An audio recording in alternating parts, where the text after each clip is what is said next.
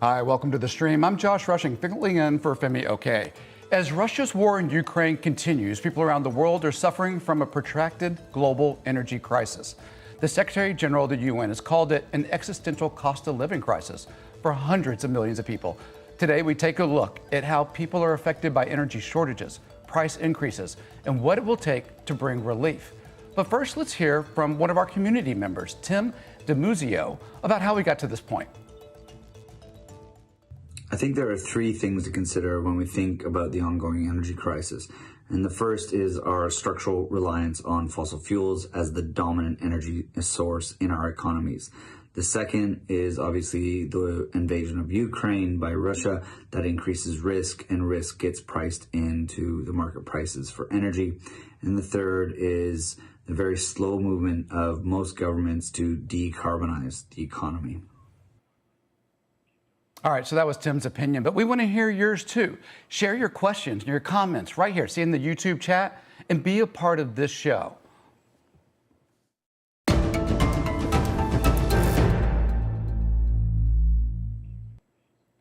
Joining us from Lagos is Nosmat Bada Mosi, a journalist and writer of Foreign Policy's Africa Brief, and in Dhaka, Kandakar Gulam Muazzam, Research Director at the Center for Policy Dialogue. And with us from Edinburgh, Simon Francis, Coordinator of the End Fuel Poverty Coalition.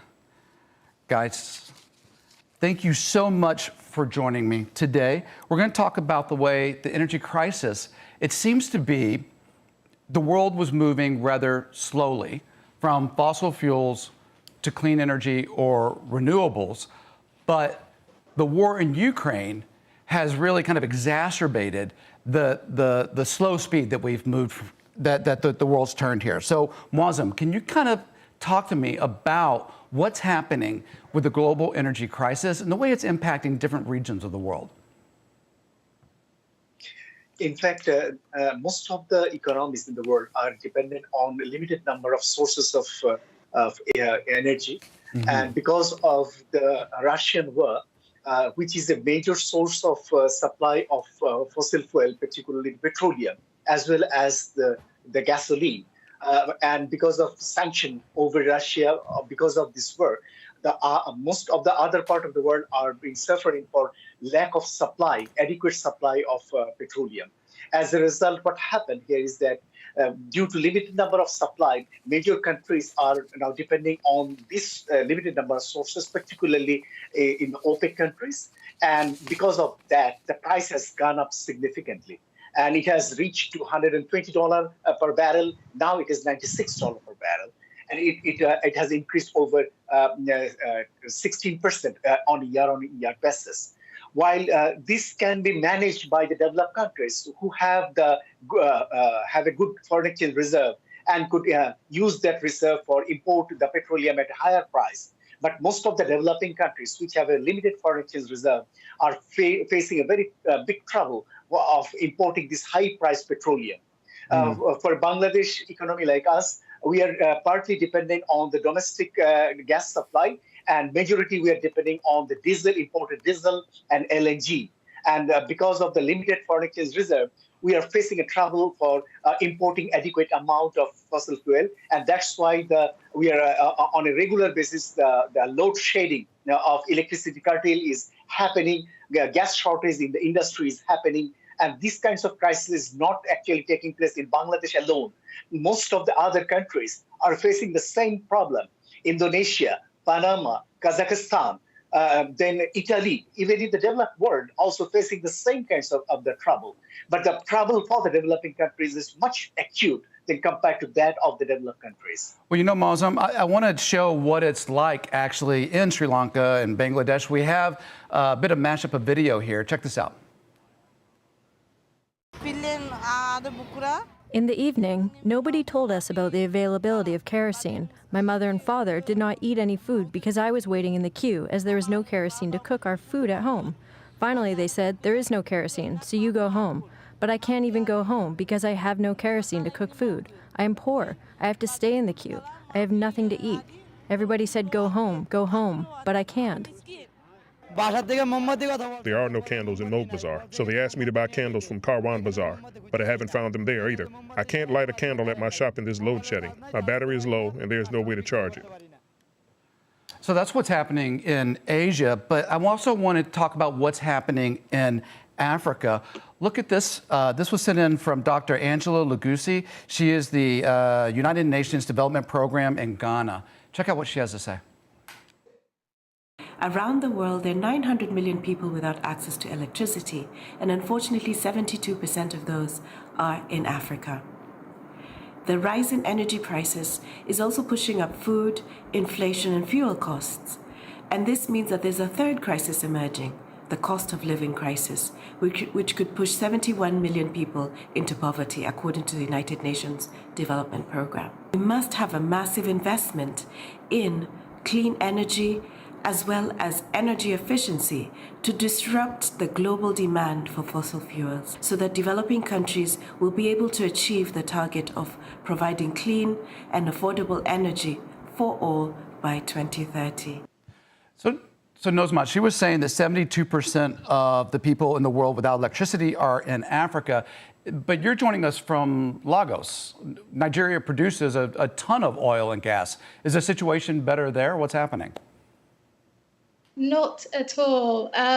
About half of Nigeria's population actually have no access to electricity.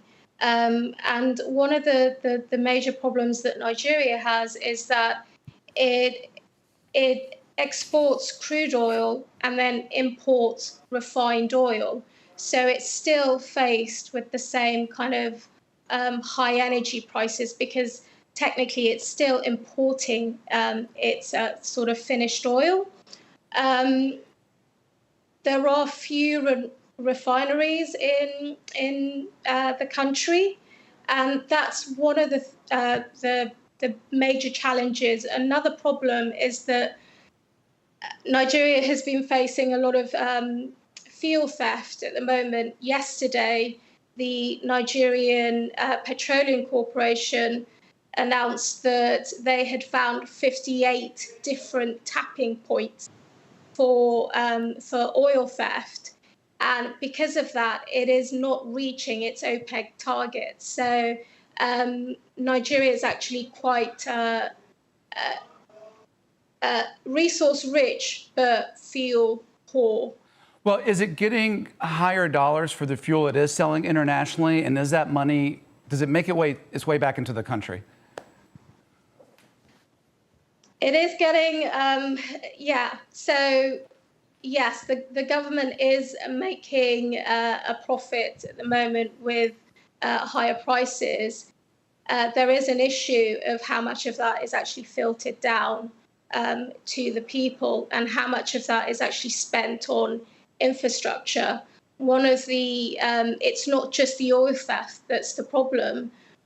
One of the main issues also is that it is not sort of investing the money that it makes into developing and maintaining pipelines.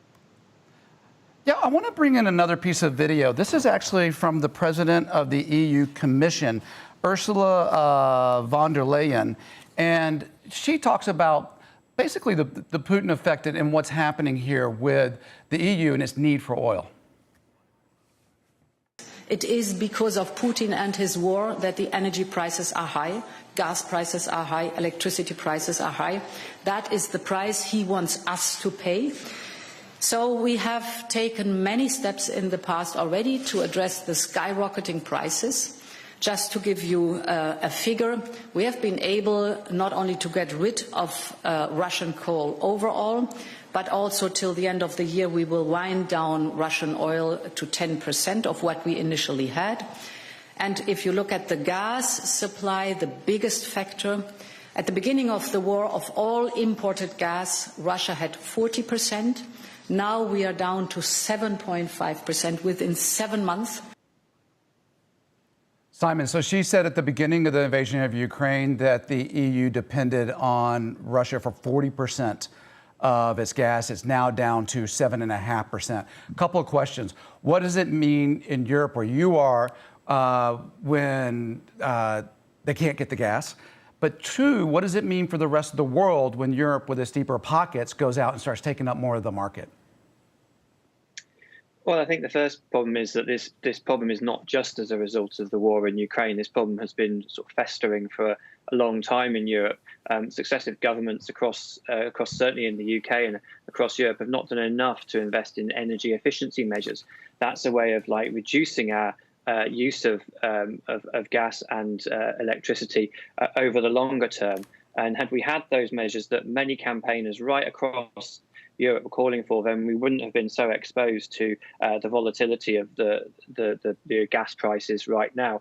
Because one of the biggest problems is that so much electricity, certainly in the UK, but also elsewhere, is generated through gas-fired power stations. So we're importing gas to turn into electricity.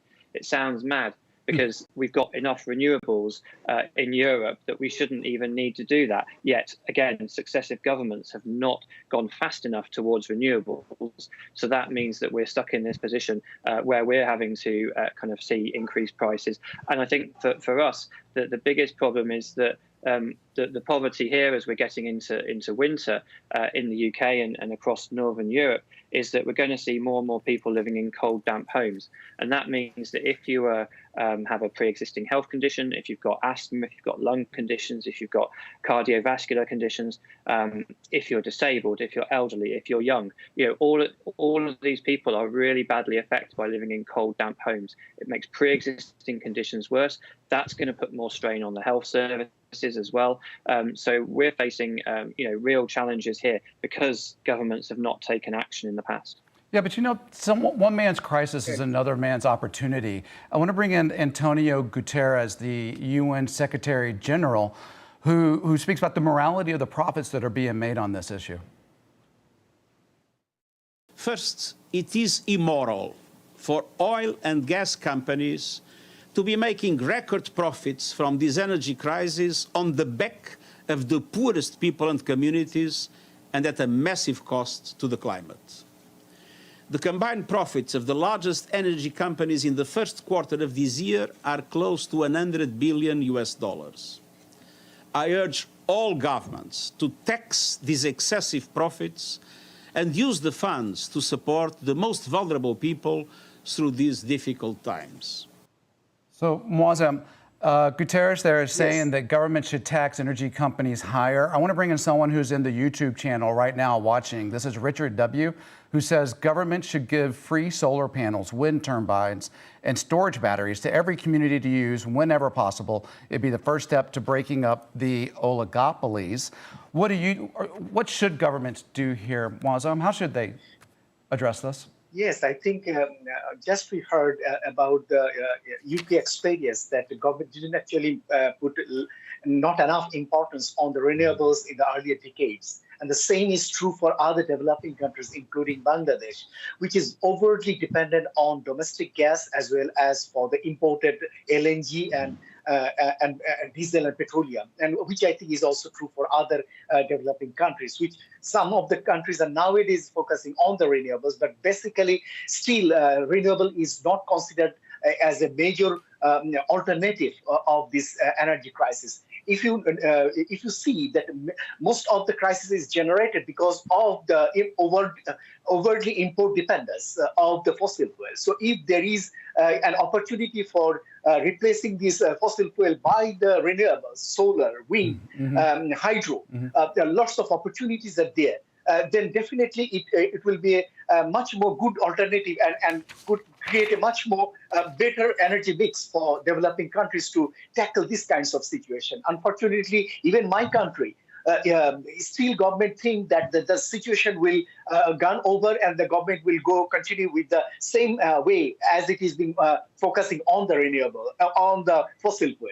But we are observing that how the war is getting longer and getting to be complicated, and how its challenges would be for future energy security. So we think that the governments, not only in Bangladesh but in other developing countries, should pay much attention by shifting from fossil fuel to renewables increasingly. And that is a good solution, better solution for this current context. Talking about global solutions, I want to bring in Khulud Khair, who is the director of the Confluence Advisory in Khartoum, Sudan. Check this out. Energy security relies on the availability, the sustainability, and the affordability of energy. And OPEC's latest move to cut production and thereby raising energy prices is going to affect us all. But quite clearly, it will mostly affect countries that are already vulnerable to not just economic, but governance shocks.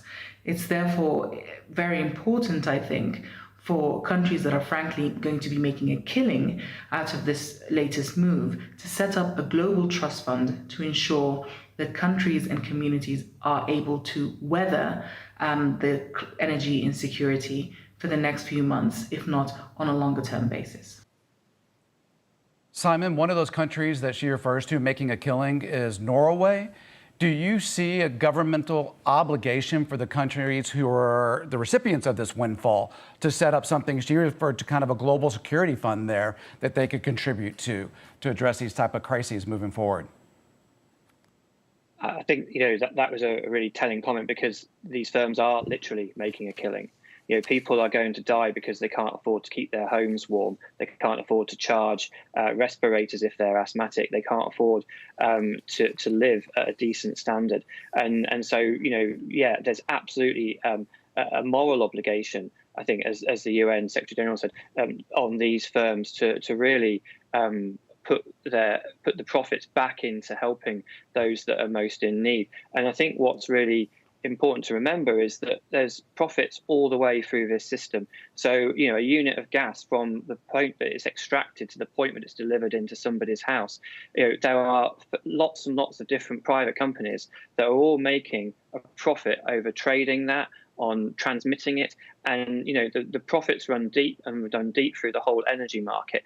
So in the UK they introduced a form of windfall tax, nowhere near actually as much as the windfall taxes in other countries. So we need to see people really pushing in those windfall taxes to help pay for the solutions that are not just going to kind of help us get through the current energy crisis, but are also going to help us make sure that we are not susceptible to such crises in the future.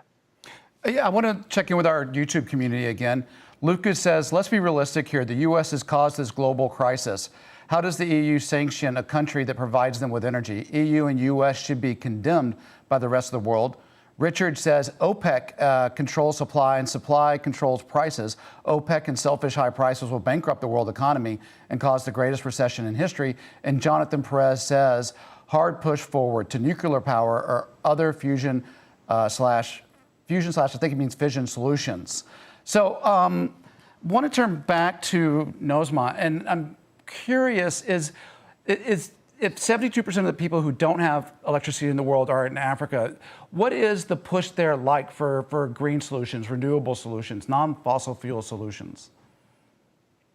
I think a lot of African leaders kind of see that as part of their longer term goals, but immediate needs means that fossil fuels need to be part of the energy mix.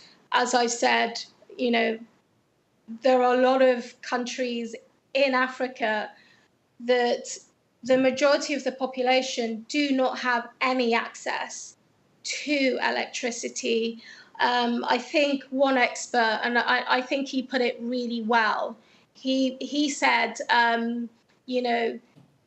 renewable energy is for people who have power to worry about. It's for people who have their lights on to worry about. If you are a pregnant woman giving birth in northern Nigeria and you're doing that without any electricity, then you're not thinking about renewable energy. You just want any type of energy. Is there? And I think that's. If I may add, can I add? Yeah, go ahead, add. Yes, as just heard from this discussion, I think that renewable has not necessarily considered to be a grid-based grid-based supply of electricity. It may happen for even for the non-grid-based, even in the mini grid-based supply of electricity. Using the solar or maybe other wind or other means. And that kinds of model is quite successful in Bangladesh, in India as well. So I don't think that it is always considered to be a very smart grid-based electricity system which is available with a huge amount of investments that is required for renewable energy. Not like that. It may happen in alternate ways at a much more cheaper way. That I am actually thinking. If I just add in another point that I heard just about the recent decision of OPEC plus countries for reduction of 2 million barrel a day of its supply. We are very surprised to see that how the OPEC plus countries have taken such a decision when they just observed that how is severely affecting the energy security to most of the part of the world. And they are taking such a decision in such a case. Very difficult time for OPEC to make the decision to cut back that much per day. Nozmat, you want to jump back in, and then I have another question for you. Yeah. And just so you guys know, we got about 3 minutes left in the show. I think, solar panels are very, very important. They're great, but they also require maintenance, and they also require upkeep. And a lot of these very, very poor communities, if you're in a very rural area and you've got a solar panel fitted, if it breaks down and it's 2 hours, to find somebody to fix it, that's not a solution for you. That's right. Simon, I want to ask kind of a broader question, because I know that there's a lot of international pressure on, let's say, many of the countries in Africa to not start new fossil fuel projects, to only go toward renewable and clean energy. But then at the same time, when Europe needs the energy, they're the ones buying it and leaving some of the poorer countries kind of left wanting and needing electricity at any cost. Is there a hypocrisy involved in that? Well, sure. And I mean, what's really interesting is seeing how community energy, which has been talked about in other contexts, I mean, that's happening here. So people are also using, kind of the roofs of their gardens. They're putting up community wind turbines, things like that. So people are trying to do that. But obviously, we have kind of probably slightly better access to kind of those sort of repairs. But I think the hypocrisy is also from the fact that so much of this is controlled by global and international firms that have great big glossy corporate social responsibility, documents and policies, and yet they're making huge amounts of profits on the backs of the misery of people right across the world. And I think we need to see action on a coordinated global scale to try and bring energy supply to people who need it the most. Nozmat, I'm going to give you the last 60 seconds. Were you trying to jump in there? Yeah, just on the kind of energy hypocrisy string. I think that, if one of the things that has really annoyed a lot of African countries is that they have been trying to find the investments, but they are being stopped by Western nations. Europe's imports of South African coal rose 8-fold, within the first 6 months of 2022. Now, G7 nations were also the ones that backed a landmark 8.5 billion deal to help wean South Africa off coal. Yet they are the ones also importing South African coal. It's a double standard. Yeah, no, that's right. And as the Northern Hemisphere approaches winter, I think this is only going to become more of an acute issue that we'll continue to follow here on Al Jazeera English. I want to thank all of my guests for being with us today. Simon, Nozmat, and Nozmat, it was great talking to you. And as I said, AJ, we'll keep watching this as we move forward. Thank you.